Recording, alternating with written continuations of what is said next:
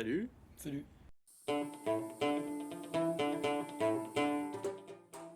Fazaz, c'est Guillaume Storky et moi-même, Léo Favre-Cartier. C'est Guillaume qui joue les percussions orientales, derbouka, bendir, daf, caron, j'en passe des meilleurs.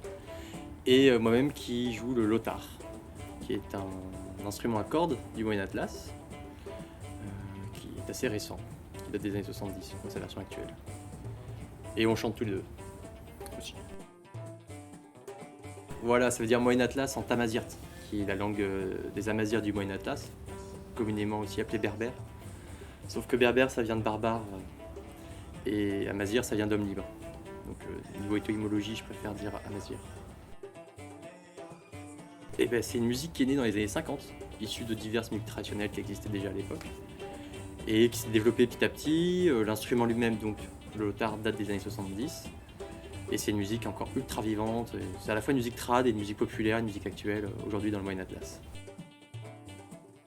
Alors le lotar, c'est donc un instrument à cordes pincées de la famille des gembri, avec une table en peau de chèvre.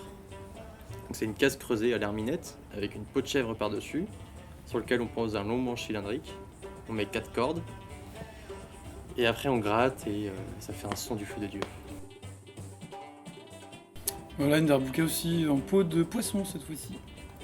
Voilà, darbouka qui est l'instrument phare de la musique du Moyen-Orient et qu'on retrouve dans tout le Maghreb évidemment.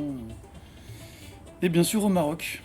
Voilà. Donc la darbouka elle est mise aussi en valeur avec d'autres instruments, dont des polyrythmies.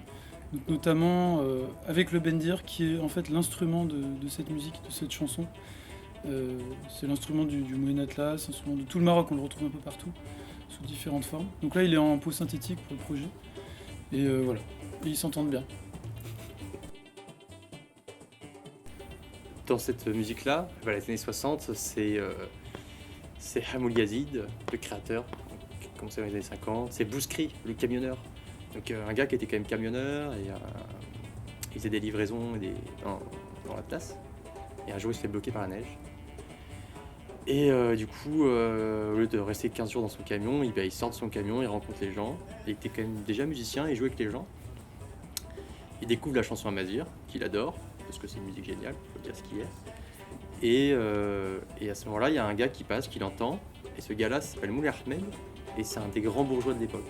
Et il propose à Bouskri de rester à Khénifra, de venir jouer régulièrement dans son salon, en échange de quoi le camionneur ne manquera plus jamais d'argent.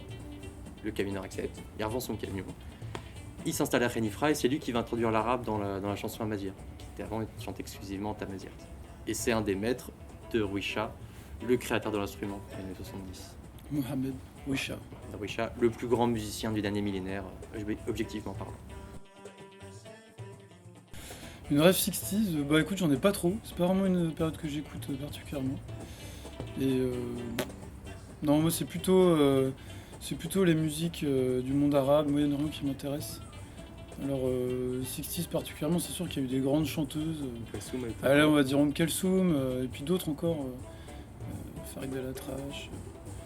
Bon, il y en a plein hein, qui sont vraiment très très chouettes. Mais bon, on peut dire Kelsoum, allez, on va le dire. Merci, salut.